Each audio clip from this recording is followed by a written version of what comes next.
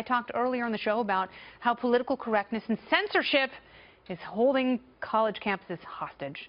My next guest has some real advice for these young snowflakes. Look who it is, groundbreaking filmmaker John Waters says the real world is all about making trouble. And he's always been a troublemaker himself, creating outrageous films like Mondo Trasho, Pink Flamingos, and Hairspray. But back in 2015, John shared his unique and inspiring success story with graduates at the Rhode Island School of Design, also known as RISD. And that speech went viral. It has now been turned into sage advice in a new book called Make Trouble. It is so hot pink. With me now, filmmaker, writer, actor, and gadfly, John Waters. Welcome to the show. Thank you for having me. It matches your outfit. It really, and that was unintentional, but a delight. Yeah. I love this book so much. It's like an updated version of, oh, the places you'll go. The Dr. Seuss book that people sort of ironically get to college. I never graduated from anywhere. I got thrown out of every school, so it was the first graduation I had ever been at. Yeah, so it was and that's kind one of of exciting. the things in the early part of your speech. You're like, I didn't even graduate from high school. I know. Well, they wouldn't let me. I sort of did later, but they wouldn't let me on the stage because I had long hair at the time. That's so lame. Yeah, I know. The things kind of have changed, but you've got some really great advice in here. And I'm wondering, what is the process like for writing a commencement speech? Did you read other people's commencement speeches? No, I just saw one to see how long it should be. That's the only thing I didn't know. How long like did 10 minutes, 15 minutes, you know. So I wrote it. No, I wrote it in a couple days, and it was really the kind of advice I would give troublemakers that I know. And, you know, I've been advising people to be juvenile delinquents for a long time. I'm helping them be original juvenile delinquents. But one of my favorite pieces of advice from you was make me nervous.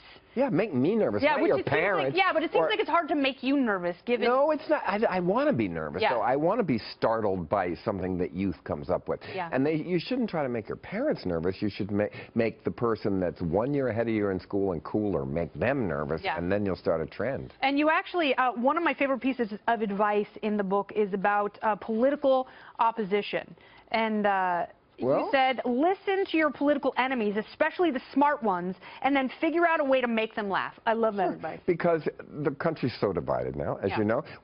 I'm against separatism of any kind, and the first step is to make the other person laugh. Yeah. And then they'll listen. If you're preaching and sitting on a soapbox ranting and raving, just people walk away. Even if they agree with you, I walk away. And that's interesting, because that's happening at a lot of schools. I mean, it's gotten so soapboxy that there's no longer an introduction of opposing ideas. And you say in the book, like, that's what college is supposed to be for. To me, trigger warning. It's just rich kids' schools. They are rich have kids' that schools. In poor kids' schools. They don't. They don't. Can you imagine a trigger warning in Baltimore? Come on. Yeah. You know? So I'm saying that it is ridiculous, even though I believe I am politically correct. Yeah. In a weird way. And people say, John, how can you say that with the films you've made?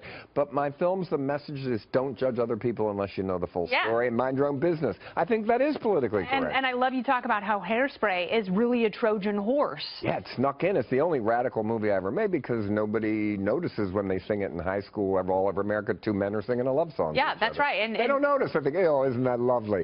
The same people that would maybe be against it. Yeah, and 20 years ago, certainly. Now, what I really admire in the book is you talk about your discipline. You talk about your schedule, and I've always thought that the jobs you really, really want to do are the ones that take the most work. The ones that are most worthy and require so much passion also require that kind of discipline. And then here's one of the things that struck me. Said, a career in the arts is like a hitchhiking trip. All you need is one person to say, get in, and off you go. That's so true. Yeah, a no is free. Who cares? You've got to get used to rejection if you want to get in show business. Asked 100 people for the money to make a movie. If one says yes, you got a movie. Yeah. The 99 that said no, who cares? It's history. Yeah, and you have to get over that fear of rejection. How do you stay so juicy? Well, I have youth spies everywhere, you know. I buy them drinks if they tell me a new band that's at 3 a.m. that I'm not up to see. You got to have youth spies. Yeah. I hate anybody that says, we had more fun when we were young. That means you're old. Yeah. Because they're having just as much fun shutting down the government on their computer as we had banning the bomb. No, it's... So to be a hacker, you know, when I was young, you stole hubcaps. Now you shut down the government on your computer. So, or you find the porn titles of every politician and publish them. That's true. That's what that to Dan me Savage is the new juvenile delinquent, you know, basically.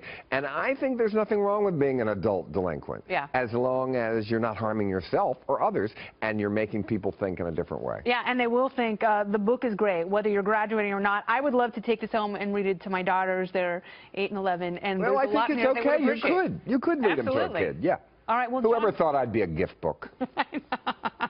Yeah, 30 years ago, I'm sure you sat around and wondered, well, what am I going to follow pink flamingos with? Oh, I know. Something on Barnes & Noble with a commencement speech book. And there it is. So go get it immediately. Thanks for stopping by. Thank you for having me. I love your coat. Thank Pretty you. great. All right, very good.